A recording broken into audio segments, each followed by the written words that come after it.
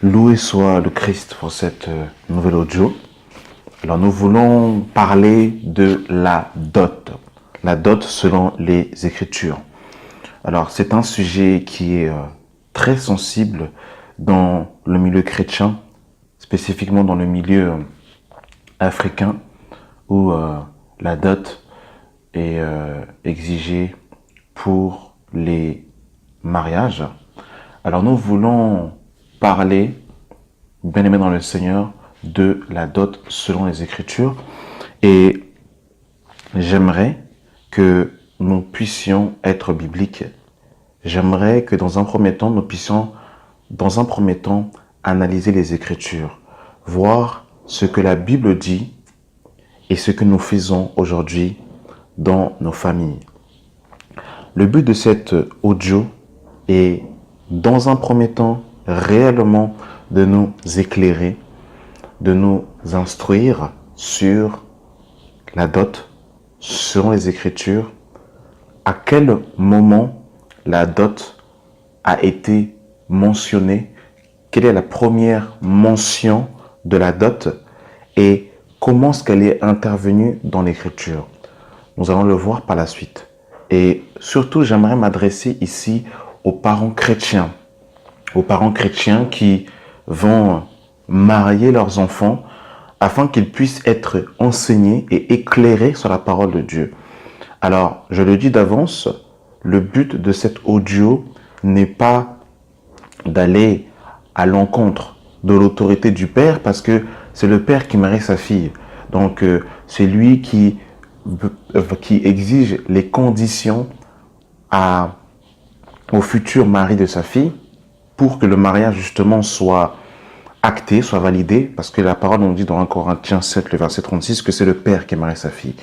Donc ici, le but de cette audio n'est pas d'aller à l'encontre de l'autorité du père ou n'est pas de créer justement des disputes, de créer des révoltes entre les deux futures familles, mais c'est de considérer ce que la Bible dit et que nous puissions comprendre aussi et ne point avoir honte de la vérité.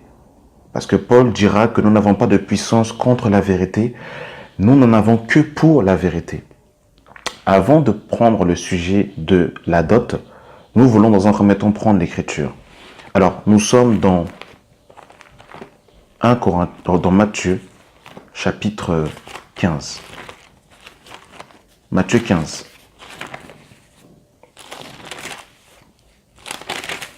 Le verset 1. Alors des pharisiens et des scribes vinrent de Jérusalem auprès de Jésus et lui dirent : pourquoi tes disciples transgressent-ils la tradition des anciens, car ils ne se lavent pas les mains quand ils prennent leur repas? Il leur répondit : et vous, pourquoi transgressez-vous le commandement de Dieu au profit de vos traditions? Car Dieu a dit : honore ton père et ta mère, et celui qui maudira son père ou sa mère sera puni de mort. Mais vous dites : celui qui dira à son père ou à sa mère ce dont j'aurais pu t'assister et une offrande à Dieu n'est pas tenu d'honorer son père et sa mère. Vous annulez ainsi la parole de Dieu au profit de vos traditions.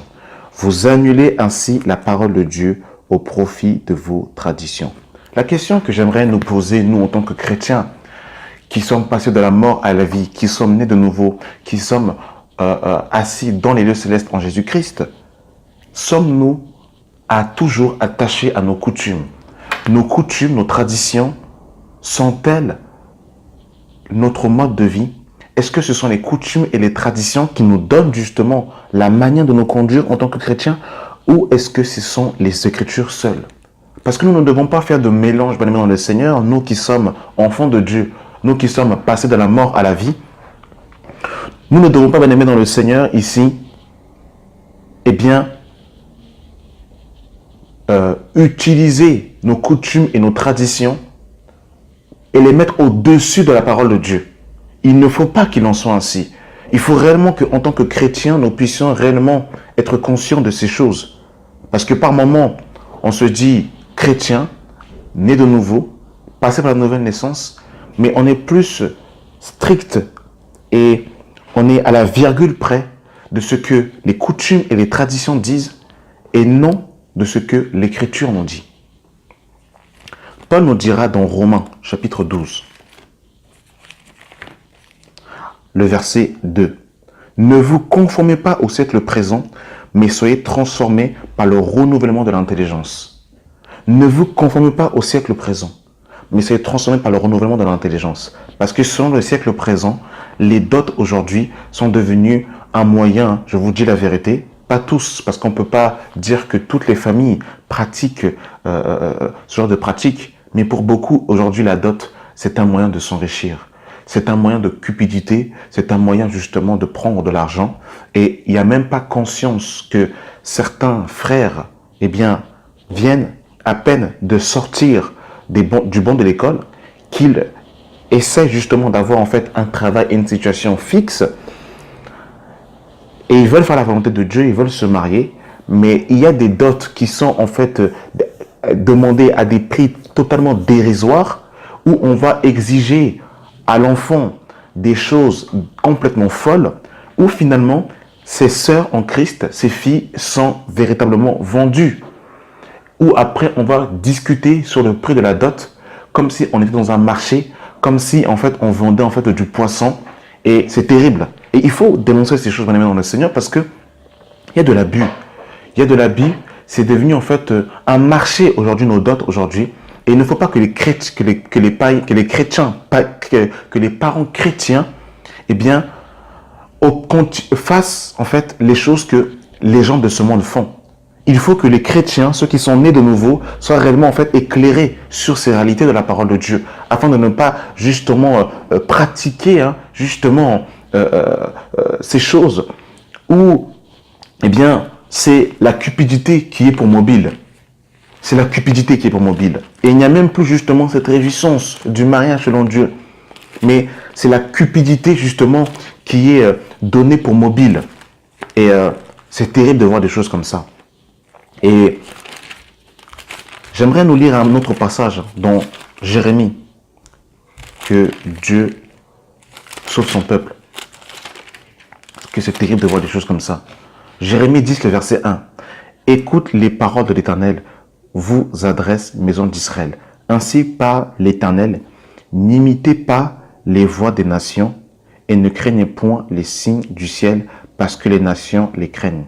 Car les coutumes des peuples ne sont que vanité. » Car les coutumes des peuples ne sont que vanité.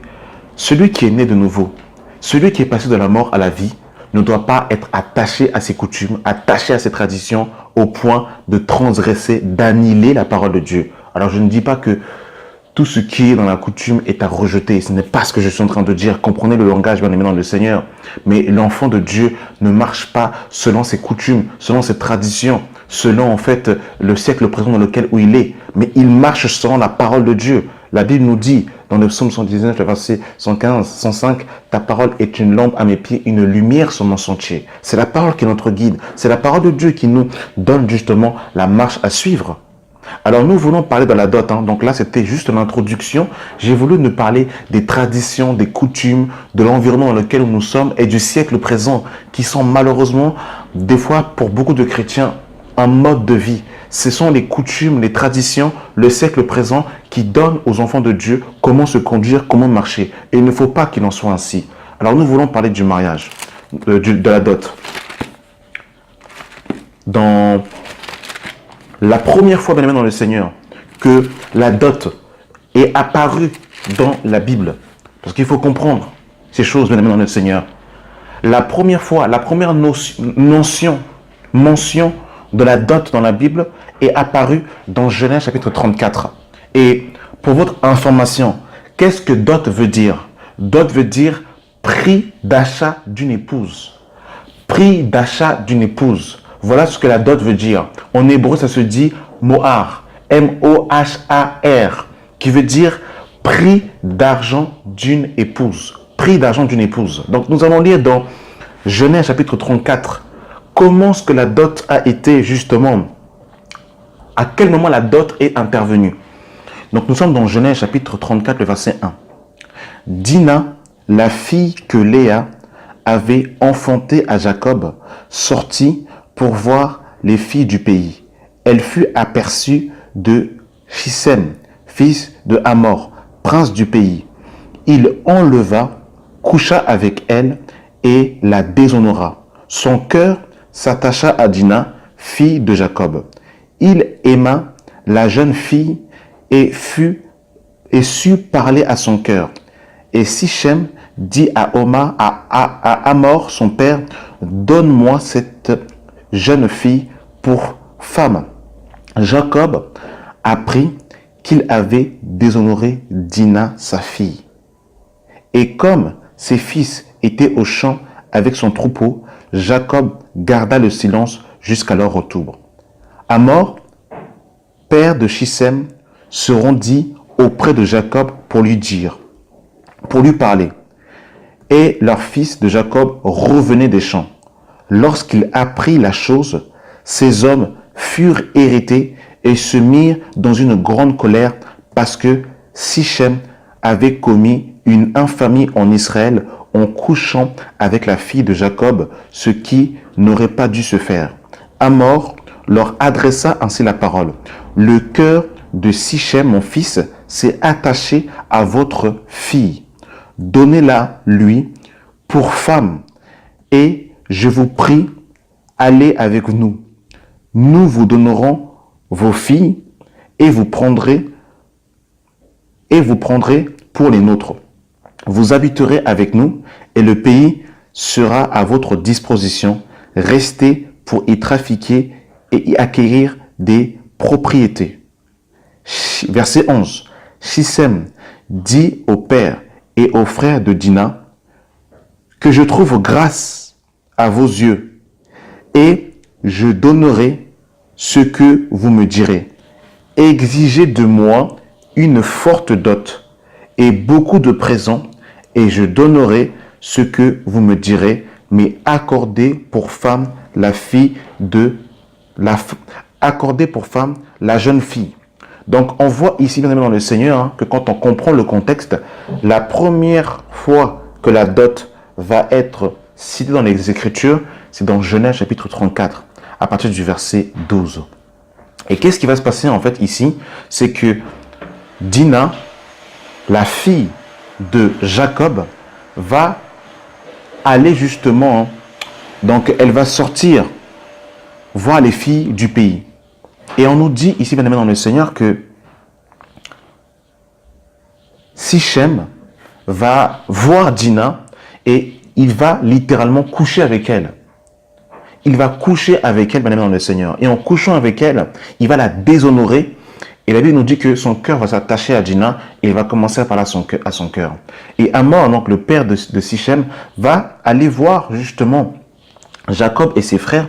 Et il va dire au verset 12, « Exigez de moi une forte dot et beaucoup de présents, et je donnerai ce que vous me direz, mais accordez-moi pour femme la jeune fille. » Donc on voit ici que la première fois que la dot va être utilisée dans les Écritures, c'est par rapport à un acte, un acte en fait où une jeune fille va être déshonorée.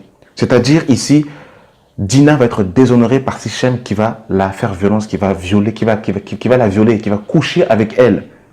Et qu'est-ce qu'il va demander par la suite? Il va vouloir justement, il va dire littéralement à Jacob et à ses frères, demandez-moi de l'argent. Demandez-moi l'argent que je vous donnerai. Donc exigez de moi une forte dot pour que littéralement j'achète Dina. Littéralement. C'est ça en fait, ici bien aimé dans le Seigneur. La première fois que la dot va sortir ici, dans Genèse 34. Et nous revoyons justement cette écriture dans Exode, chapitre 22. Donc, voyez-vous, ici, ça vient des... En fait, c'était en fait une coutume chez les Cananéens, ici bien aimé dans le Seigneur. Voyez-vous, ici, regardez dans Exode, chapitre 22, le verset 16. Si un homme séduit une vierge qui n'est point fiancée et qu'il couche avec elle, il paiera sa dot et la prendra pour femme. Si le père refuse de lui donner, de lui accorder, il paiera en argent la valeur de la dot des vierges. Donc, bien aimé dans le Seigneur, dans l'Écriture, comprenez le langage, je ne dis pas que le père, quand un jeune homme veut marier une jeune fille, bien évidemment, nous sommes d'accord que c'est le père qui marie sa fille. Mais j'aimerais d'abord que nous comprenions, bien aimé dans le Seigneur, comment est-ce que la dot dans la Bible, la manière dans laquelle la dot était faite dans l'Écriture et les notions où la Bible parle de la dot. Eh bien, ici, on nous parle, en fait, ici, si un homme séduit une vierge qui n'est point fiancée et qu'il couche avec elle, il paiera sa dot et la prendra pour femme. Si le père refuse de lui accorder, il paiera en argent la valeur de la dot des vierges. Donc, ici, bien évidemment, dans le Seigneur, la dot dans la Bible, c'était pour les femmes qui étaient vierges dans un premier temps et pour les femmes qui étaient violées. Et aujourd'hui, il y a tellement de mélange aujourd'hui où on va dire que oui, mais dans la Bible, il y a la dot, donc il faut payer la dot. Donc on prend en fait la dot dans les Écritures, on mélange avec les coutumes et les traditions, et en fait on va imposer des dots avec des sommes astronomiques. Donc est-ce que vous voyez dans le bénéfice Seigneur que dans l'Écriture ici, la dot, premièrement c'était déjà pour les femmes qui étaient violées, c'était pour les femmes qui étaient vierges, et il fallait payer en fait la dot en fait des vierges au père de la jeune fille, pas à l'oncle qui est au village là-bas ou au tonton, tout ça là. C'est pas ça, bien aimé dans le Seigneur. C'est pas ça. Il y a tellement de coutumes, tout ça là, oh Seigneur, sauve-nous. Sauve-nous, Seigneur. Seigneur, sauve-nous. Et regardez, bien aimé dans le Seigneur, dans Deutéronome chapitre 22.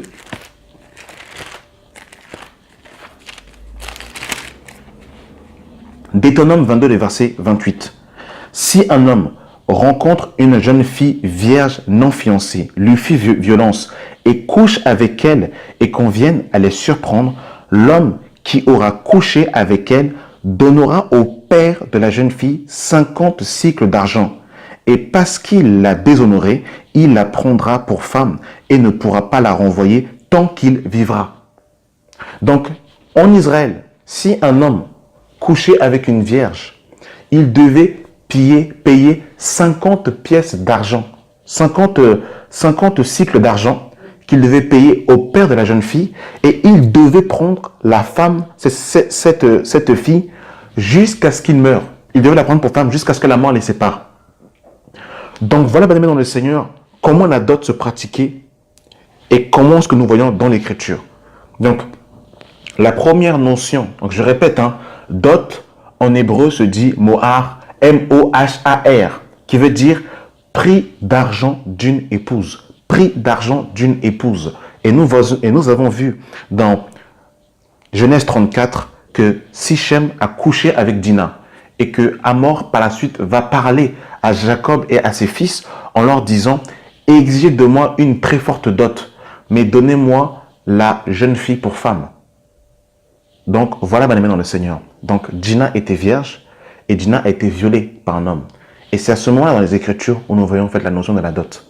Alors je ne dis pas que l'homme ne peut pas, je ne suis pas ici en train de dire que le père ne peut pas poser la condition qu'il veut pour donner sa fille. Ce n'est pas ce que je suis en train de dire. Mais j'essaie déjà que nous comprenons déjà dans l'écriture, déjà dans l'écriture de base, comment c'était fait déjà. Parce qu'aujourd'hui, je suis désolé, ce n'est pas pour dénigrer les sœurs, mais on va imposer des dots astronomiques.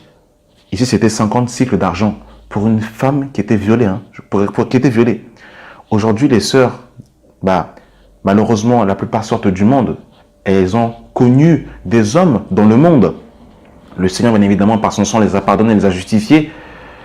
Mais les sœurs, aujourd'hui, pour la plupart, ne sont pas vierges. Elles ne sont pas violées. Et les sommes que l'on donne, que l'on va exiger, c'est plus de 50 cycles d'argent ici.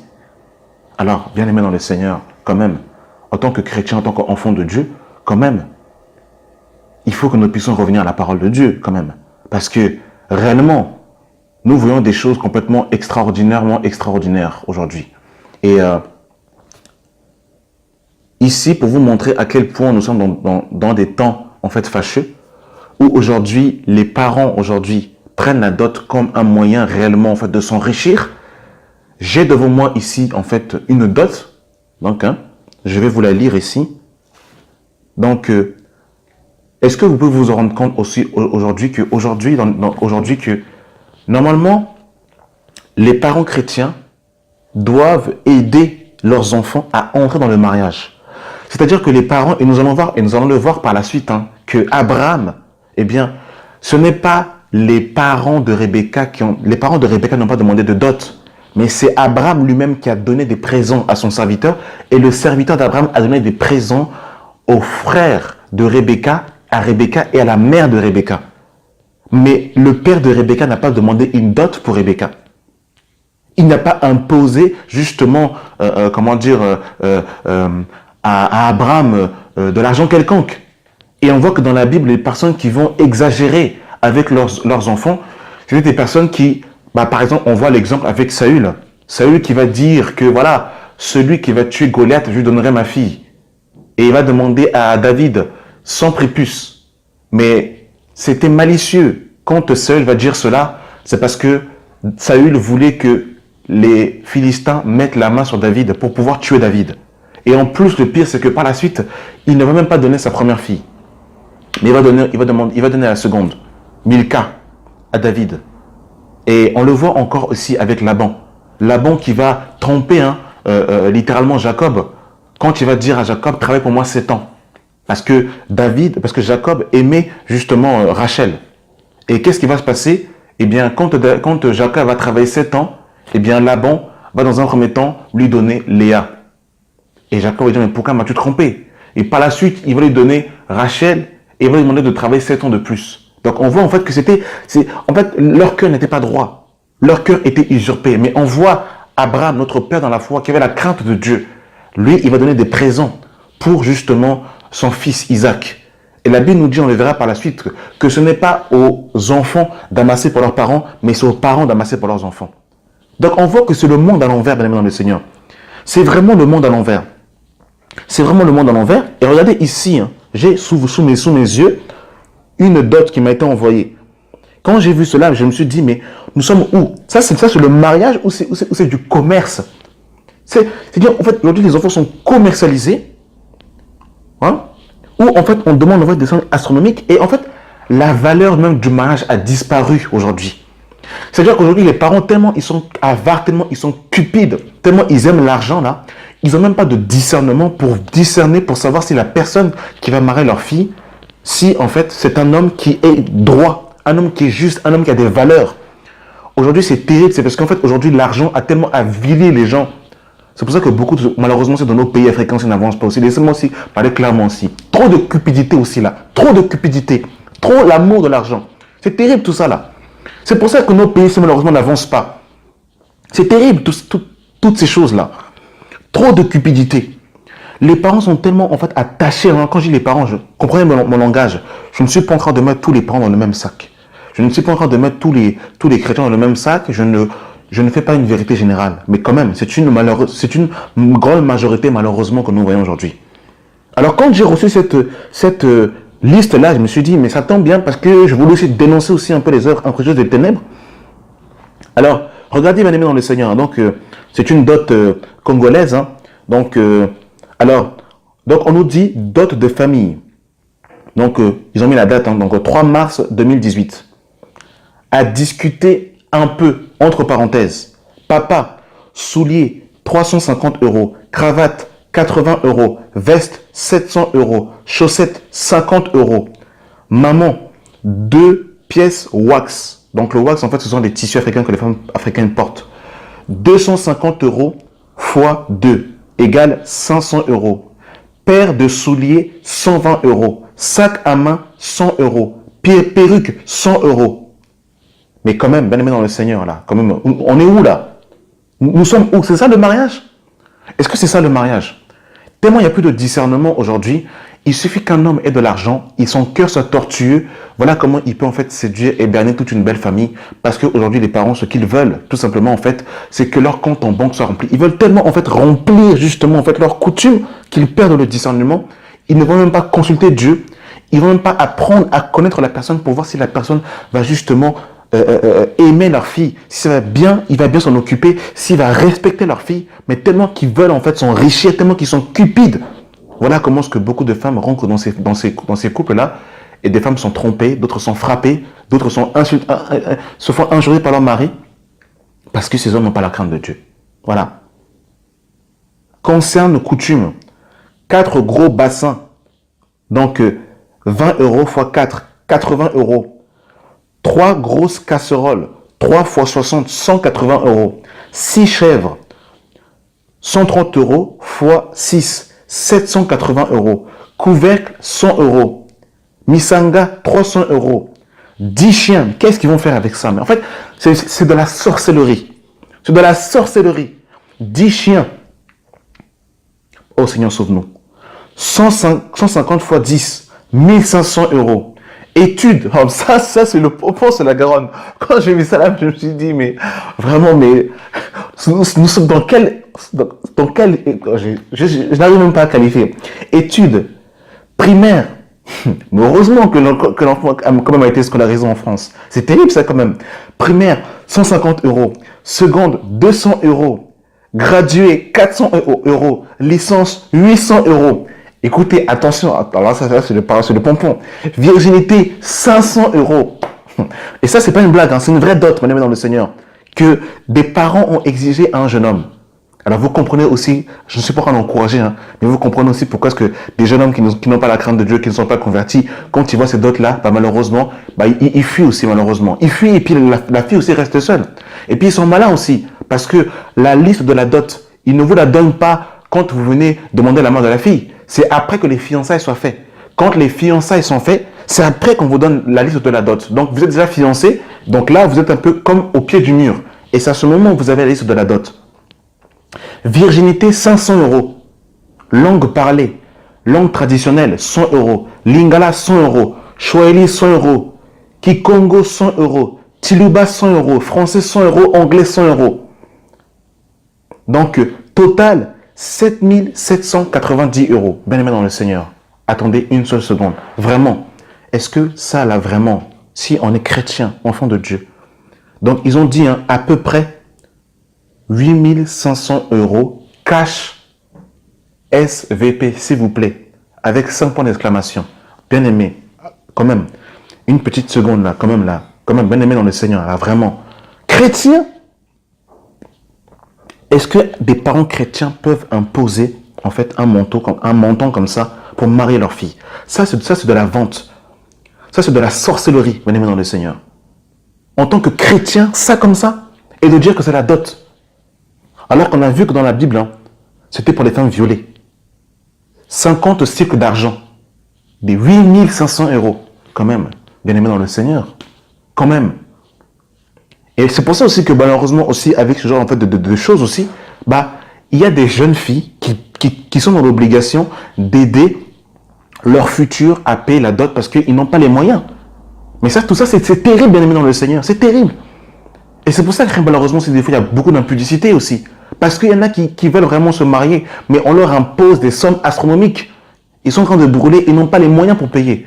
Et beaucoup tombent de l'argent. Je ne suis pas en train d'encourager le péché sexuel, loin de là. Mais regardez quand même, bien aimé dans le Seigneur. Regardez quand même. Et je terminerai par un dernier passage. C'est terrible. Quand j'ai vu cela, je me suis dit, mais Seigneur, sauve-nous. Ça, c'est de la sorcellerie, ça. Ça, c'est de la vente. Ça, c'est du management, tout ce que vous voulez, mais ça, c'est... Voilà, une fille qui était rachetée par le sang de Jésus.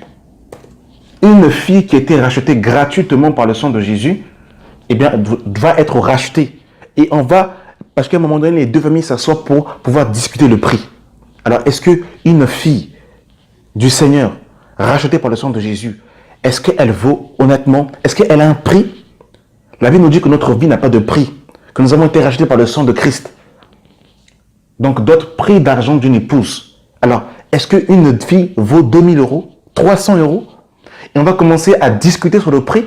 Mais ça, c'est terrible tout ça, bien aimé dans le Seigneur. Et les parents, c'est eux, au lieu que les parents puissent aider leurs enfants à entrer dans le mariage, c'est eux qui vont encore dépouiller encore. C'est pour ça qu'il y a beaucoup de sites d'églises aussi complètement paganisés, où l'évangile qui est présenté, c'est que l'évangile de l'argent. 2 Corinthiens chapitre 12, le verset 14. Voici pour la 3e fois que je suis prêt à aller chez vous. Je ne vous serai point en charge, car ce ne sont point vos biens que je cherche, c'est vous-même. Ce n'est point en effet aux enfants à amasser pour leurs parents, mais aux parents pour leurs enfants. Quand même, bien aimé dans le Seigneur. Voilà ce que l'apôtre Paul va dire, lui qui était père dans la foi des Corinthiens. Ce n'est pas aux enfants d'amasser pour les parents, mais c'est aux parents. Et on le voit dans, dans Genèse. Quand, Abraham va envoyer son serviteur pour aller chercher une femme à son fils, et ben, qu'est-ce que l'on voit, bien aimé dans le Seigneur? On voit que c'est oh Seigneur, sauve-nous. C'est terrible. Regardez, bien aimé dans le Seigneur, dans Genèse chapitre 24, verset 50. J'avais dit dernier passage, mais je veux quand même que nous puissions lire. Abraham, l'homme selon Dieu. Abraham, qui est notre père dans la foi. Regardez quand Abraham va aller chercher une femme pour son fils. Verset 50. Le serviteur d'Abraham va expliquer comment justement il a rencontré Rebecca sur le chemin. Et par la suite, au verset 50, on nous dit, Laban et Bethuel répondit et dirent, c'est de l'Éternel que la chose vint. Nous ne pouvons te dire ni mal ni bien. Voici Rebecca devant toi, prends et va, qu'elle soit la femme du fils de ton serviteur. Donc, juste une petite parenthèse. Au verset 50, ici, on voit que les parents de Rebecca vont donner Rebecca pour femme. Parce qu'il y a un faux frère là, dans peu de temps, qu'on va dénoncer publiquement, qui dépose des commentaires complètement impies et qui enseigne le concubinage, qui enseigne à avoir plusieurs femmes, qui enseigne justement que, en disant aussi que la sodomie n'est pas un péché. On va le dénoncer publiquement dans peu de temps là. Donc, on veut d'abord enseigner les enfants de Dieu, mais on va te dénoncer publiquement parce qu'on voit que tu ne veux pas te calmer là et que tu enseignes des fausses doctrines. On va te dénoncer publiquement dans peu de temps. On va te dénoncer tes œuvres infidèles des ténèbres où tu enseignes ici le péché. Au verset 51, on nous dit, voici Rebecca devant toi, prends et va, qu'elle soit la femme de ton fils et de ton serviteur. Donc, on voit que Rebecca ne va pas être volée, mais il va justement aller voir les parents de Rebecca pour prendre Rebecca afin que Rebecca devienne la femme d'Isaac. Donc, il y a eu un mariage qui s'est fait. Et on nous dit par la suite au verset 52, lorsque les serviteurs d'Abraham eut entendu leur parole, il se prosterna à terre devant l'Éternel. Et le serviteur sortit des objets d'argent, des objets d'or et des vêtements qu'il donna à Rebecca. Il fit aussi des riches présents à son frère et à sa mère. Donc on voit ici que, en fait, en gros, littéralement, c'est Abraham qui a donné pour son fils. Et le frère de Rebecca a pris, la mère de Rebecca a pris. Mais le père de Rebecca n'a pas demandé, en fait, de l'argent. C'est Abraham lui-même de son propre chef qui a donné. Voilà, en fait, l'exemple à suivre. Abraham qui est notre père, voilà l'exemple à suivre. Ce sont les parents, justement, qui amassent pour leurs enfants. Donc, sortons de nos coutumes, sortons des traditions un peu là, des coutumes un peu africaines, là, des coutumes indiennes, là, des coutumes complètement impies, où il n'y a pas la crainte de Dieu, où en fait l'argent est le moteur. Donc voilà, j'ai voulu un peu crier. Donc je répète encore sur le père qui marie sa fille. Le but de cette audio, ce n'est pas de créer des conflits, de créer des guerres, mais quand même, nous devons prendre position pour la vérité. Nous devons en fait dire ce que la Bible dit. Et il faut aussi à un moment donné que les parents chrétiens aussi abandonnent un peu leur coutume, un peu l'africaine, un peu là, et qu'ils s'attachent à la culture du royaume. Voilà. Donc merci d'avoir pris le temps d'écouter cette audio et que la grâce et la paix soient avec vous. Amen.